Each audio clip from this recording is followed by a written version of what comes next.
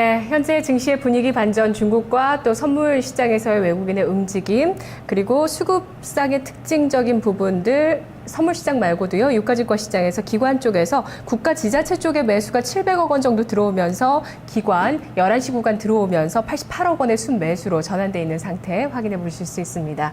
테마와 차트 분석해 보는 시간, 이승준 전문가 오늘은 스튜디오에 나와 있습니다. 안녕하세요. 네, 안녕하세요. 네, 전문가님, 네. 코스닥이 좀 조정을 받고 있어요. 네. 근데 이 가운데서 싸이 효과가 식지를 않습니다. 빌보드 그러네요. 차트에서 숫자를 계속 보여주니까요. 네.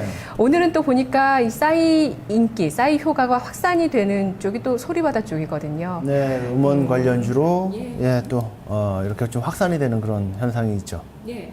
여기에 대해서 전문가님은 테마나우에서 아직 한 번도 코멘트를 안 해주신 것 같아서 네, 그렇습니다. 어떻게 생각하시는지 여쭙고 싶네요. 사실 이제 싸이 관련주로 대표적인 성격으로 묶이고 있는 종목이 지금 DI라는 종목이죠. DI 같은 경우는 제가 한 차례 정운창 관련주를 소개를 해드렸고 목표 가격을 한 2,000원 중반대 정도, 2,600원 정도까지 제시를 해드렸고 거기서 일단 저는 이제 시세를 마감을 할 것으로 봤습니다. 근데 또 공교롭게도 싸이 관련주로 묶이게 되면서 그런 모멘텀이 계속 좀 확대가 되는 이런 흐름으로 왔는데 역시 이제 테마는 테마의 논리로 접근을 해야 됩니다. 이 연관성 자체가 강한가 그리고 실제 수혜를 볼 수 있는가의 논리로 움직이는 것은 아니기 때문에 지금의 움직임은 말 그대로 그런 어떤 단순한 재료를 가지고 수급의 힘으로 좀 끌어올려지는 이런 흐름이라고 보시면 되겠고 테마 자체로 놓고 본다라고 하면은 이렇게 테마주가 후발주로 확산되는 양상은 사실 긍정적인 흐름입니다만 이들 종목의 흐름을 지금 뒤늦게 따라가시거나 하는 경우에는 다소 수익 내기가 좀 어렵지 않겠느냐 개인적으로 이렇게 보고 있습니다. 네. 강남 스타일은 안 좋아하세요? 저는 좋아합니다. 싸이를 원래 좋아합니다. 저는. 그러시군요. 오늘 테마는 어떤 쪽일까요? 테마 함께 보시죠.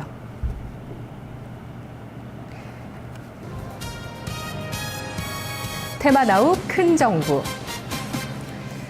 정치학개론 시간 같습니다, 전문가님. 큰 정부, 제가 이거 말씀을 좀 드리는 것은, 지난 5년 전이죠. 이명박 정부가 이제 정권을 잡으면서, 사실 이제 작은 정부에 대한 구상을 실제로 이제 펼쳐나가면서 많은 부처들을 통폐합했거든요. 그런 가운데, 최근에 이제, 대선 주자들이 다시 한번, 이들, 통폐합됐었던 사라졌던 부처들을 다시 부활해야 되는 것이 아닌가. 새로운 국가 경쟁력을 확대하기 위해서는 이래야 된다라는 것이 대선 주자들의 입을 통해서도 나오고 있고 또 이제 언론 사설을 통해서도 많이 지금 나오고 있는 그런 형국이어서 이들 관련주들을 조금 한번 관련주들을 우리가 한번 살펴볼 필요가 있다라고 보고 있습니다. 예, 유럽에서는 복지 때문에 어려움을 겪고 있지만 우리는 복지가 또 화두가 요즘 되고 있고요. 또 대선 후보들의 정책을 쭉 봤을 때 지금 현 정부와는 좀 다른 정책들을 많이 주장을 하고 있어요. 남북 관계에서도 그렇고, 그렇죠. 네, 이렇게 정부 부처에 대한 의견도 정반대로 나타나고 있네요. 그러면 각 후보들이 뭐라고들 얘기를 했는지 좀 살펴볼까요? 네, 박근혜 후보 같은 경우에는 원래 그 정보통신부 그리고 과학기술부 그리고 해양수산부에 대한 부활이 필요하다라고 얘기를 한 것이 오래전 얘기입니다. 올해 초부터도 정통부 그리고 과기부 부활에 대해서 언급을 많이 했었고 작년 같은 경우에도 사실 지금 해양수산부 같은 경우도 부활이 돼야 된다. 그리고 이제 항만물류 쪽에 국가 경쟁력을 좀 더 키워야 된다. 이런 발언들이 좀 있었죠. 그래서 이런 그 새 부처의 관련주들은 박근혜 후보의 관련주로 애초에 조금 구분이 됐었던 측면이 있는데 최근에는 또 이제 안철수 후보와 문재인 후보도 역시 정보통신부 그리고 과학기술부 부활에 대해서 강한 또 필요성을 좀 언급을 했고 특히나 이제 오늘 같은 경우에는 안철수 후보가 지금 여수 지역 방문 계획이 있는데 이 가운데에서 또 해양 같이 진행을 하는 쪽에서 해양수산부의 부활의 필요성에 대해서 그 대두가 될 가능성이 좀 높다. 이 부분을 밝힐 가능성이 높다라는 이유로 오늘 해수부 관련주들이 조금 그 상승 흐름을 안 좋은 장세 가운데서도 좀 상승 흐름을 보여주고 있는 이런 흐름으로 볼 수가 있겠습니다. 네, 3명의 대선 유력 후보들이 각 부처의 부활 필요성에 대해서 이구동성으로 얘기를 하고 있네요. 그렇죠. 네, 그러면 증시에서는 관련주가 있나요? 언뜻 떠오르는 종목이 아무것도 없어요, 저는. 정은가님, 그러세요? 좀 섹터를 묶어주시죠. 네, 일단 우리가 제가 자료를 하나 좀 보내드렸는데 부처별로 관련주들로 그동안 이제 시장에서 인정을 받고 있는 이런 종목들을 좀 묶어봤습니다. 일단 해수부 관련 종목들은 이제 항만 물류 관련 종목들이 되겠는데요. 대표적으로 이제 동방 같은 종목이 작년에 대장주의 성격을 가지고 움직였었던 흐름이고요. 지금 뭐 241선 부근대에서 다소 이제 강한 지지력을 좀 보여주고 있는 흐름인데 장기간 기간 조정을 좀 받아왔는데 지금 자리에서 좀 돌릴 수 있는지 이런 여부가 좀 귀추가 주목이 되는 종목입니다. 동방 같은 경우에는 이제 뭐 물류센터 운영하는 그런 기업이고 이 외에도 지금 KLS라든지 토탈소프트 같은 경우도 항만 물류, 해운 물류와 관련된 그런 영역을 가지고 있다는 이유로 역시 관련 종목으로 구분이 됩니다. 그러니까 해양수산부 관련주는 해운업을 하는 쪽인가요? 그 물류 쪽이죠. 항만 물류라든지, 항만 물류. 항만 물류와 관련된 뭐 패키지 소프트웨어라든지 뭐 이런 쪽 관련주로 보시면 됩니다. 그러면 유가증권 시장에 해운주는 관련이 없나요? 해운주랑은 조금 거리가 있다라고 볼 수가 있겠고요. 또 특히나 이제 뭐 해운주 같은 경우에는 자회사가 또 이쪽에 항만 물류 쪽으로 가지고 있는 회사가 있기 때문에 이들 종목들은 조금의 관련이 있다. 뭐 이 정도로 보시면 되겠습니다. 네, 과학기술부도 부활이 돼야 된다고 하는데 요즘 광고 카피를 보면 우리에게는 아이돌도 필요하지만 네. 과학자도 필요하다. 그거 같은 내용인가요? 물론 이제 비슷한 필요하다, 어떤 이런 컨셉이죠, 건가요? 그렇죠? 네. 예, 과학기술부 같은 경우에는 그 지금 말씀하신 그 자동차 현대모비스 광고였나요? 저도 기억은 안 나요. 카피만 예, 기억나요. 그랬던 걸로 기억을 하는데, 네. 뭐 그 종목과는 조금 거리가 있고, 우리가 코스닥에 있는 그 뭐 종목들 혹은 조금 이쪽으로 묶이는 종목들을 한번 보시자면은. 코스닥 종목 중에 지금 대한과학이라는 종목이 역시 이제 국내 최대 실험기기 그리고 이제 종합서비스 제공 업체이기 때문에 관련주로 구분이 되고 어제 상한가에 이어서 오늘도 일단 상승 흐름을 보여주고 있습니다. 그리고 영인프론티어라는 회사가 또 있는데요. 네. 영인프론티어라는 회사 같은 경우도 좀 비슷한 흐름을 보이고 있는데 상대적으로 좀 약한 흐름이죠.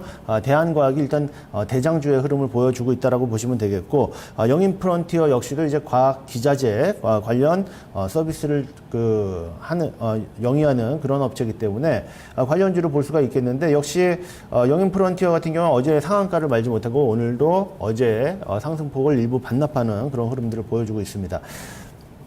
근데 이들 종목들이 다소 이제 실적이라든지 이런 부분들에 비해서는 그리고 뭐 어떤 자산 가치 대비해서도 다소 이제 주가는 높은 수준이거든요. 그렇다면은 역시 이제 기술적인 흐름으로 접근하셔가지고 매매를 짧게 하시는 것이 좀 좋지 않겠느냐 이렇게 보고 있습니다. 예, 또 나머지 한 부처 있죠? 네, 그다음에 이제 정보통신부 그 ICT 관련 이제 그 부활에 수혜주로 구분이 되는 쪽은 와이브로 쪽 업체들이 지금 시장에서는 좀 수혜주로 구분이 되고 있는데 가장 이제 대장주 흐름을 보이고 있는 것은 서화정보통신이라는 종목이죠.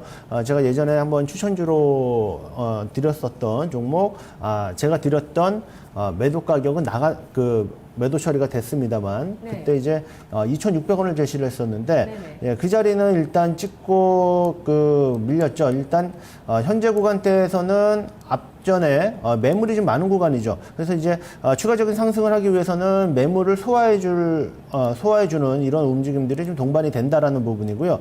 지금 이 앞에 매물이 뭐 가벼운 매물은 아닙니다만 뭐 모멘텀이 강하게 분다라고 하면 역시 이제 추가적으로 상승을 해줄 수 있는 흐름이고 주봉상에 지금 보시면은 지난주 주봉이 이런 이슈가 불거오면서 장대 양봉을 기록을 했는데 이 장대 양봉의 거래량을 동반을 하면서 60주선과 120주선의 동시 돌파가 나왔거든요. 그렇다면은 상단에 있는 이평선 120주선의 저점을 계속 지지를 해주는 흐름이 나온다라고 하면은 역시 추가적인 상승 흐름 나오면서 3,000원대도 좀 바라볼 수 있는 흐름이 아닌가 이렇게 보고 있습니다. 지지 여부 보면서 매수 진입할지 결정해야 되겠네요. 네, 그렇습니다. 근데 일반적으로는 저렇게 장대 양봉으로 장기 이평선을 한 2개 정도를 동시 돌파가 나오는 경우에는 상단의 그 이평선의 지지력을 보여주는 경우들이 굉장히 많거든요.